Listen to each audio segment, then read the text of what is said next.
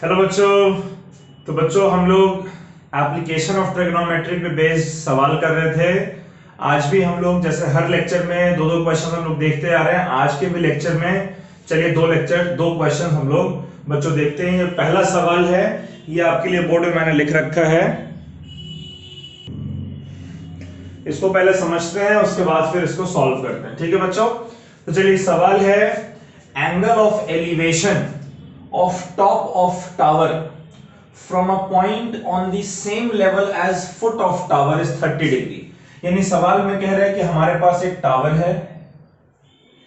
ठीक है बच्चों, क्या है हमारे पास एक टावर है और इस तरीके से हम लोग एक टावर बना देते हैं। मान लेते हैं टावर का नाम है ए बी। ऑलराइट, ये इस टावर का टॉप है और ये इस टावर का फुट है। ठीक है, तो कह रहा है angle of elevation of top of tower, यानी टावर का जो टॉप है उसका एंगल ऑफ एलिवेशन कहा जा रहा है। तो जाहिर सी बात है, एंगल ऑफ एलिवेशन के लिए कहीं नीचे से ऊपर की तरफ देखना पड़ता है। तो कहां से? From a point on same level as foot of tower. देखिए टावर का जो फुट है उसका सेम लेवल, यानी मैंने हॉरिजॉन्टल बना दिया। ठीक है, इस हॉरिजॉन्टल से कह रहा है कि कोई एक पॉइंट है जहां से एंगल ऑफ एलिवेशन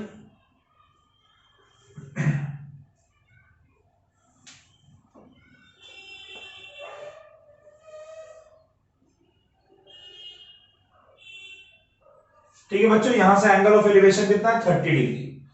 ये सी पॉइंट है, यहां से एंगल ऑफ एलिवेशन 30 डिग्री दे रखा है।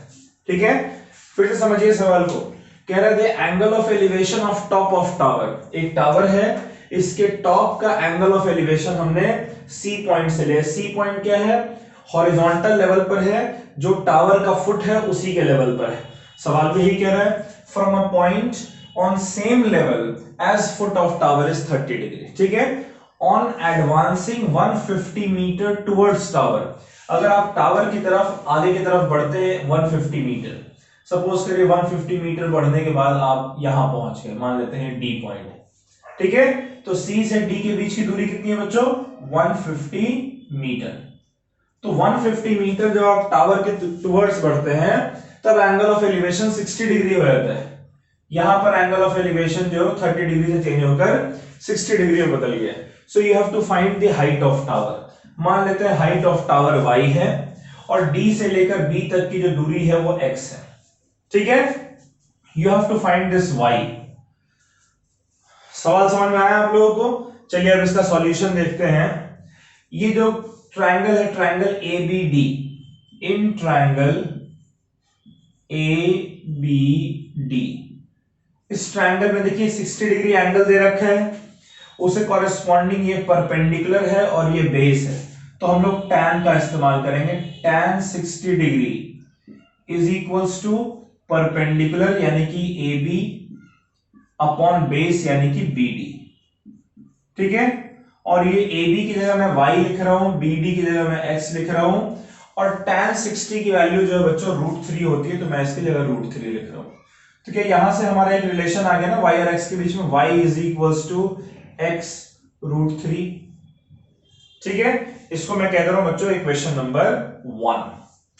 अब इसके आगे देखते हैं। अब ट्रायंगल लेते हैं ए बी सी, ये पूरा बड़ा वाला ट्रायंगल। इन ट्रायंगल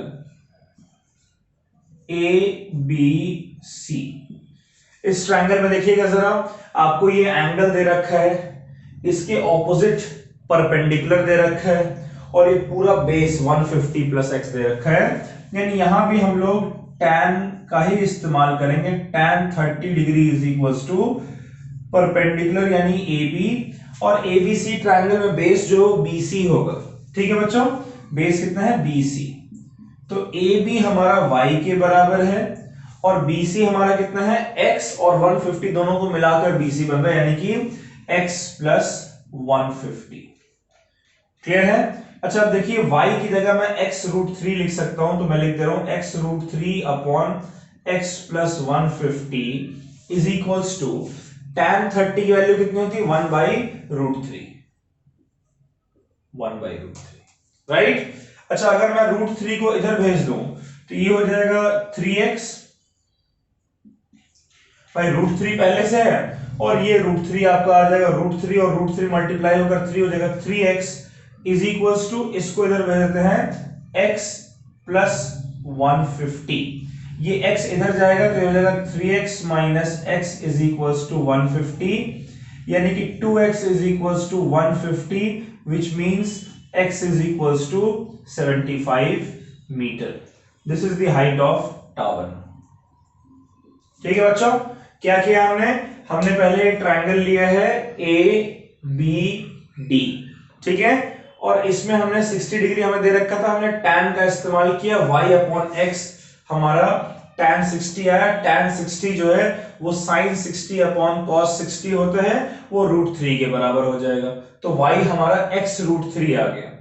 फिर हमने बड़ा वाला ट्रायंगल लिया, इसमें बेस हमारा x प्लस 150 है और परपेंडिकुलर y है, इसलिए tan 30 हमारा y/x प्लस 150 आएगा, और इस √3 को इधर भेज देंगे, y की जगह x √3 लिखा है तो ये 3x हो जाएगा, ये इधर आकर x प्लस 150 इधर गया तो 2x is equal to 150, x हमारा 75 मीटर के बराबर आ गया।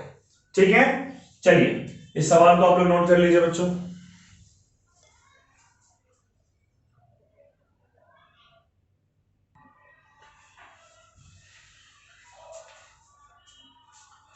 चलिए बच्चों, ये दूसरा सवाल है आज का ये आखिरी सवाल है, फिर हम लोग और क्वेश्चन अगले लेक्चर में करेंगे। ठीक है, तो ये क्वेश्चन क्या है पहले इसको समझते हैं, डायग्राम बनाते हैं, उसके बाद फिर इसको सॉल्व करते हैं। ठीक है, क्वेश्चन कह रहा है from top of building angle of elevation of top of tower is 30 degree. समझिए, अगर आप बिल्डिंग के टॉप से देख रहे हैं और टावर के ऊपर एंगल ऑफ एलिवेशन बन रहा है, मतलब बिल्डिंग के ऊपर खड़े होकर भी टावर के ऊपर अपने सर को ऊपर करके देख रहे होंगे, तभी एंगल ऑफ एलिवेशन बन रहा है। तो यानी कि बिल्डिंग छोटा है और टावर जो है बड़ा है। तो मैं एक बिल्डिंग बना रहा हूं AB और एक टावर है बच्चों CD। ठीक है, ये बिल्डिंग और टावर का जो फुट है इसको मैंने ज्वाइन कर दिया हॉरिजॉन्टल लाइन से। कह रहा है फ्रॉम टॉप ऑफ बिल्डिंग के टॉप से, ठीक है, angle of elevation of top of tower, यानी यहां से हम टावर के टॉप को देख रहे हैं, तो जहां से आप देखेंगे वहां से आपको हॉरिजॉन्टल बनाना पड़ता है एंगल ऑफ एलिवेशन पता करने के लिए, राइट। तो एंगल ऑफ एलिवेशन जो है बच्चों, इस बिल्डिंग के टॉप से एंगल ऑफ एलिवेशन आपका दे रखा है 30 डिग्री। ठीक है, कह रहा है from bottom of same building, इस बिल्डिंग के बॉटम से यानी यहां फुट से angle of elevation of top of tower is 60 degree, यानी इस बिल्डिंग के फुट से जब हम इस टावर को देख रहे हैं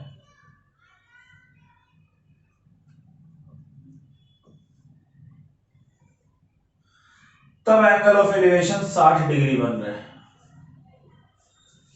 ठीक है बच्चों, कह रहा है if height of building is 7 metre, यानी बिल्डिंग की हाइट आपको 7 मीटर गिवन है, इस पॉइंट को मैं E कह दे रहा हूं, तो ED भी आपका 7 मीटर हो जाएगा। तो कह रहा है फाइंड हाइट ऑफ टावर, तो टावर के हाइट को फाइंड करने के लिए CE जिसे मैं Y कह रहा हूं ये फाइंड करना पड़ेगा।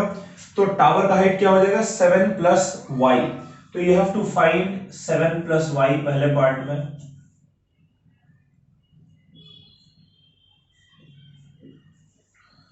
और दूसरे पार्ट में कह रहा है distance between building and tower, building और टावर के बीच का डिस्टेंस ये हम x मान ले रहे हैं, यानी दूसरे पार्ट में आपसे x फाइंड करना है वो कह रहा है। ठीक है, तो चलिए दोनों पार्ट जो है हम लोग करते हैं बच्चों। सवाल आई होप आपको समझ में आ गया है। देखिए अब हम लोग लेते हैं ट्रायंगल ACE। ठीक है, इन ट्रायंगल ACE अगर आप ACE ट्रायंगल लेंगे तो इसमें देखिए एक तो ये 30 डिग्री है, ये इसका परपेंडिकुलर, ये इसका बेस, यानी कि आप tan यूज करेंगे, आप चाहे तो cot भी यूज कर सकते हैं। tan 30 डिग्री क्या हो जाएगा CE अपॉन AE, राइट बच्चों, CE अपॉन AE। CE हमारा किसके बराबर है? CE हमारा देखिए y के बराबर है, AE हमारा x के बराबर है, और tan 30 हमारा कितना होता है? 1/√3, राइट। तो यहां से x को अगर इधर ले आए और √3 को इधर ले आए तो x हमारा y√3 के बराबर होना चाहिए, इक्वेशन नंबर 1। यहां x आ गया तो इधर x और √3 y√3, यानी x y√3 के बराबर है। अब हम लोग देखते हैं ट्रायंगल BCD, इस ट्रायंगल को, इन ट्रायंगल BCD, इस ट्रायंगल को जरा देखिए।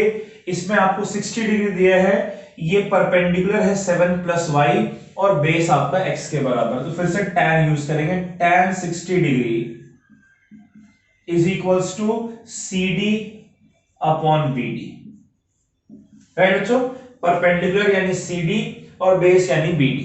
तो परपेंडिकुलर आपका है 7 + y अपॉन बेस आपका है x, और क्या बेस की जगह मैं y रूट यानी x की जगह मैं y√3 लिख सकता हूं? यहां पर बिल्कुल लिख सकते हैं। तो ये हो जाएगा 7 + y अपॉन y√3, राइट।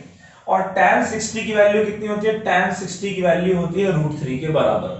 तो y√3 को अगर इधर भेज दें तो हमारा आ जाएगा 7 + y is equals to y√3 इधर आएगा, √3 से मल्टीप्लाई होकर 3y हो जाएगा, और ये y इधर आएगा तो माइनस होकर 2y हो जाएगा। 2y इज इक्वल्स टू 7, तो y हो जाएगा 7/2 यानी कि 3.5 मीटर, ठीक है।